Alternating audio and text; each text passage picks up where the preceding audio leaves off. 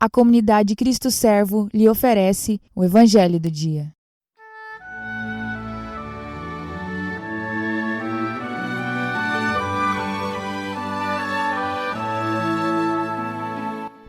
A paz do Cristo Servo, irmãos. Hoje, 25 de setembro de 2020, sexta-feira, o Evangelho é o de São Lucas, no capítulo 9, versículos do 18 ao 22. Aconteceu que Jesus estava rezando num lugar retirado e os discípulos estavam com ele. Então Jesus perguntou-lhes: Quem diz o povo que eu sou?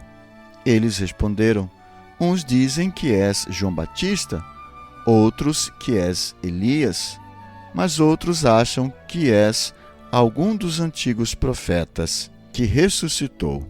Mas Jesus perguntou: E vós, quem dizeis que eu sou? Pedro respondeu: O Cristo de Deus. Mas Jesus proibiu-lhes severamente que contassem isso a alguém e acrescentou: O Filho do Homem deve sofrer muito, ser rejeitado pelos anciãos, pelos sumos sacerdotes e doutores da lei. Deve ser morto e ressuscitar no terceiro dia. Palavra da salvação. Glória a vós, Senhor. Na Léxio Divina, vamos perguntar então o que este texto diz em si. Como dissemos no Evangelho de ontem, a fama de Jesus tinha se espalhado por todas as pessoas e chegou inclusive ao governador da Galileia, Herodes Antipas. E Jesus pergunta também para os seus discípulos, portanto, o que os homens dizem a respeito dele neste texto. E aí repete aquilo que foi o Evangelho de ontem. Alguns dizem que é João Batista, outros dizem que és Elias, e alguns estão pensando que tu és um dos antigos profetas que ressuscitou. Podemos acrescentar, né? Lógico, evidente. Mas Jesus quer saber, na realidade, o que os discípulos acham dele. E aí ele perguntou-lhes então: E vós, quem dizeis que eu sou? Pedro respondeu: O Cristo de Deus. E em seguida, Jesus ordena que eles não divulguem isso, e aí diz a sua missão, a que Cristo veio. Ele acrescenta: é necessário então que o Filho do Homem padeça muitas vezes, seja rejeitado pelos anciãos, pelos príncipes dos sacerdotes e pelos escribas. É necessário que seja levado à morte e que ressuscite ao terceiro dia. Assim está escrito na tradução da Ave Maria. Como já dissemos anteriormente, Jesus queria saber, na realidade, o que os próprios discípulos achavam de Jesus. E como percebemos no Evangelho de São Mateus, nesse mesmo trecho onde diz a profissão de Pedro, ou a confissão de Pedro, Jesus diz que quem revelou a Pedro foi Deus, foi o Espírito Santo. Ele não ficou sabendo disto pelo sangue, pelos homens. Não há uma capacidade humana para descobrir que Jesus Cristo é o Filho de Deus. Jesus pergunta: quem sou eu? E Pedro responde por inspiração do Espírito Santo: o Cristo de Deus. Irmãos, aqui está algo muito profundo. O que significa Cristo? Cristo é uma palavra em grego que significa ungido, que é derivado de uma palavra hebraica que significa Messias. Portanto, Jesus, o ungido, o Messias, o prometido de Deus. Jesus, Cristo, não é, portanto, um sobrenome de Jesus, mas sim um título de Jesus. Então é Jesus, o Cristo, que significa Jesus, o ungido, o Messias, o prometido de Deus, o ungido de Deus, o Messias. Quem era esse Messias? Quem era esse ungido? Era o prometido de Deus, aquele que Deus tinha prometido que iria enviar para salvar o povo.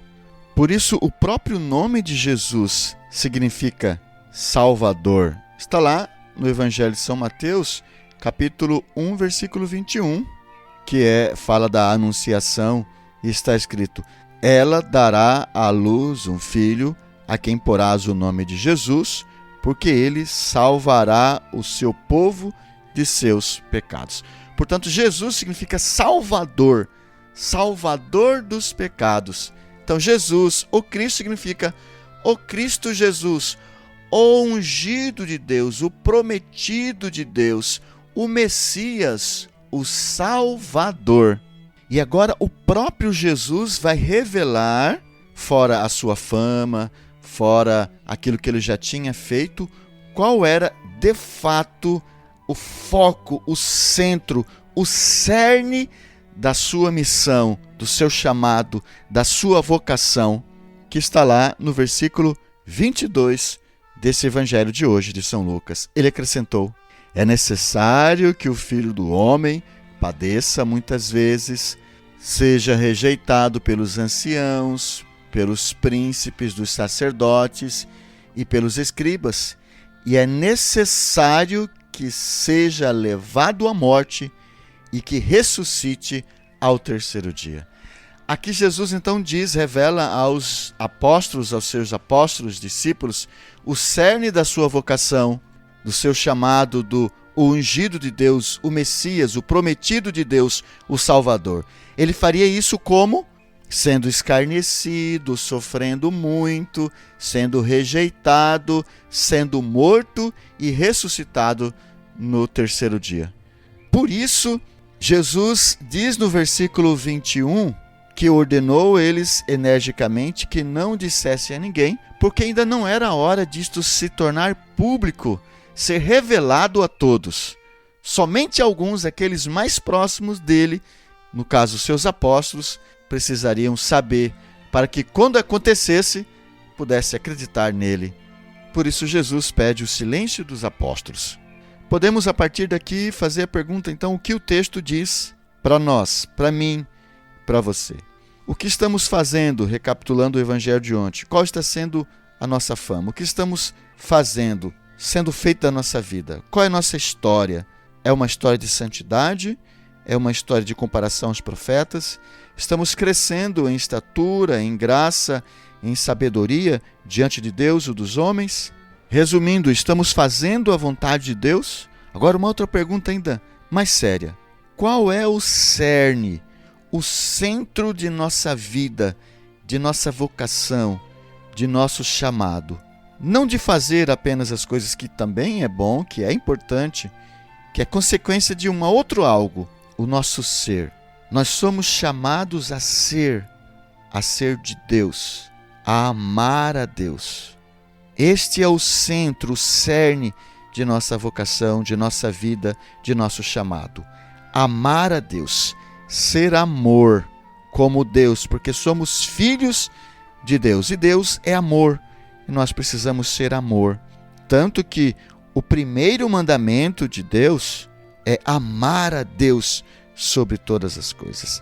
E o segundo, tão importante quanto, e se não cumprir o segundo, não cumpre-se o primeiro, amar aos irmãos como Deus nos amou.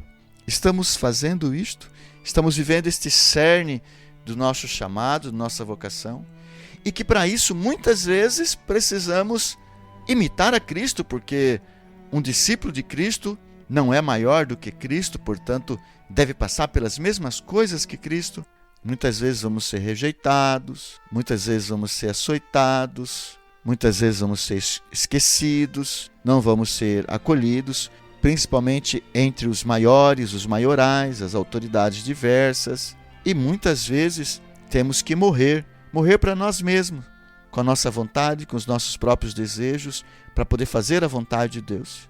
Mas talvez Deus nos chama, ou o martírio vermelho, a própria morte, para poder não renunciar a Cristo, assim como fizeram os cristeiros.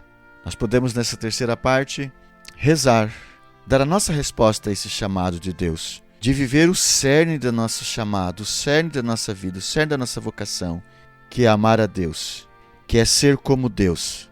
quer fazer a vontade de Deus em todos os momentos, em todas as circunstâncias, e que para isso muitas vezes vamos ter que morrer.